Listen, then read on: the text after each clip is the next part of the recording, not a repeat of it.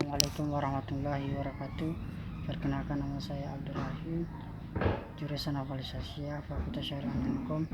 Baiklah, saya akan mereview materi tentang pelaksanaan peradilan hukum Indonesia dalam menuju keseimbangan penegakan hukum dan perlindungan hak asasi manusia sebagai antara upaya melalui rangkaian perundang-undangan dalam sistem peradilan hukum di Indonesia sehingga dapat ditinjau secara psikologis maupun secara sosiologis.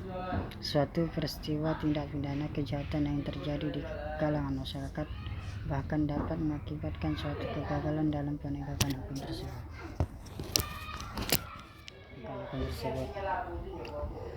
Adapun dalam mewujudkan suatu penegakan hukum dan keadilan, setiap masing-masing institusi bekerja dalam fungsi mereka sendiri dalam melakukan suatu penelitian pada sistem peradilan hukum untuk membuktikan bahwa fungsi penyidikan, penuntutan, pengadilan, penghukuman terhadap sanksi yang diberikan dan dijalankan sesuai dengan sistem hukum perundang-undangan yang ada di Indonesia. Dalam konsep perlindungan hak asasi manusia serta hak asasi yang melekat pada sistem hukum perundang-undangan yang memuat sistem hukum hak asasi manusia tersebut. Pada ketentuan pasal-pasal KUHP telah dipaparkan ketentuan undang-undang pokok kekuasaan dan kehakiman dalam mengenai suatu asas peradilan sistem hukum tindak pidana di setiap perundang-undangan yang dibuat oleh suatu kinerja yang bekerja di bagian hukum itu sendiri. Dalam kegiatan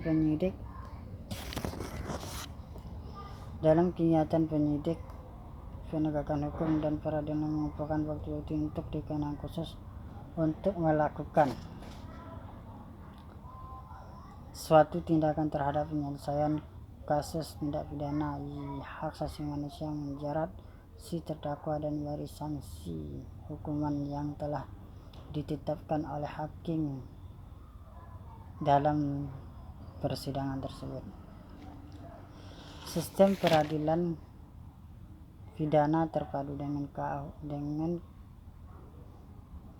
KUHP merupakan dasar bagi terselenggaranya proses peradilan pidana yang benar-benar bekerja dengan baik serta benar memberikan perlindungan hukum terhadap harta martabat tersangka atau terdakwa atau terpidana sebagai manusia. Sistem peradilan pidana sangatlah berkaitan erat dengan sistem hukum yang berlaku di suatu negara tersebut. Hal ini dikarenakan sistem peradilan pidana ialah sebagai salah satu subsistem dari hukum nasional secara keseluruhan yang dianut oleh suatu negara tersebut. Oleh sebab itu, setiap negara mempunyai sistem peradilan pidana yang meskipun